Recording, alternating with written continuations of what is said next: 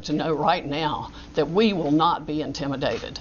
American patriots are fed up with the corruption from the local level to the highest level of our government, and we are going to take this country back.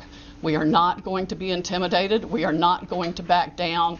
We are going to clean this mess up now.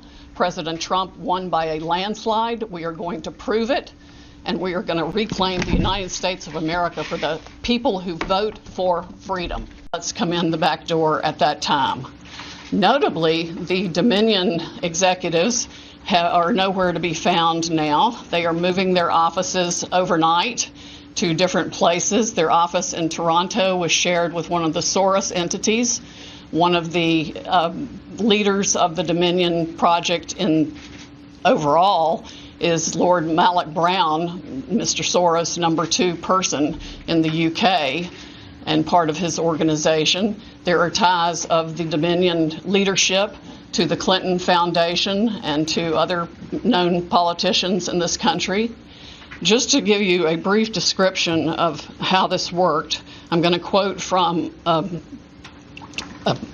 letter that was written, and I will read that to make sure I get the quotes right. This person was objecting to the United States acquisition of Sequoia voting systems by Smartmatic, a foreign-owned company. I believe this transaction raises exactly the sort of foreign ownership issues that CFIUS is best positioned to examine for national security purposes. It's undisputed that Smartmatic is foreign-owned and it has acquired Sequoia. They keep changing the names as they go along. Different times when a problem comes up, they just create another corporation and call it a different name. But it was a voting machine company doing business in the United States. Sequoia voting machines were used to record over 125 million votes during the 2004 presidential election in the United States. Smartmatic now acknowledges that Antonio Mujica, a Venezuelan businessman, has controlling interest in Smartmatic, but the company has not revealed who all the Smartmatic owners are. According to the press, Smartmatic's owners are hidden through a web of offshore private entities, and that is, in fact, true. Smartmatic has been associated with the Venezuelan government led by Hugo Chavez, which is openly hostile to the United States, and of course, as we all know, communistic and really brutalizing its own people. The system has been continued there by Mr. Maduro and ensured his election.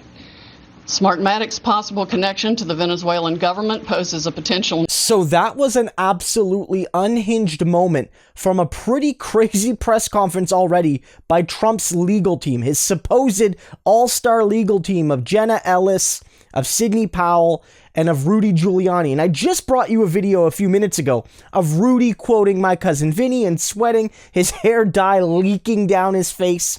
And this in some ways is even more flabbergasting. There's this idea that supposedly this was taken from Trump, that the election was just pilfered. And the idea is that they're going to take back the election for the patriots of this country. And not only did Trump win, not only, did he eke out a victory, he won by a quote-unquote landslide. So somehow they found maybe 10 million votes is what they're implying to show that Donald Trump ended up flipping an absolutely massive result. And it's just not there. And you can see that it's absolutely desperate. The claims of foreign involvement, the claims that it's Hugo Chavez of Venezuela, who, as you might know, Hugo Chavez passed away 6-7 years ago. And I'll be honest with you guys, and neoliberals don't like to hear this, and conservatives don't like to hear this, but Venezuelan elections are top notch. Hugo Chavez never lost an election. He won them all legitimately. It scares Republicans and right-wing Democrats to hear that, but it's the truth. And blaming George Soros, again, I've brought this up so many times. When people like Giuliani or Powell or Newt Gingrich or whoever blame George Soros, they're using that as a dog whistle against Jewish people.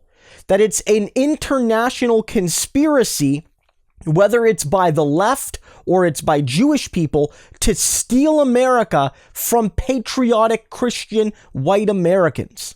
That's the dog whistle here.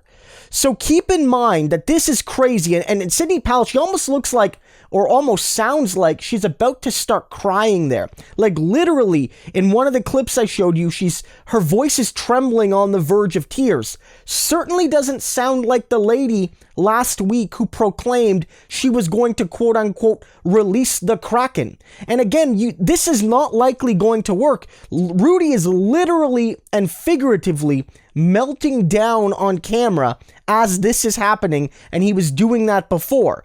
So in a sense, it's almost comical how bad they are at this. But their intent is clear.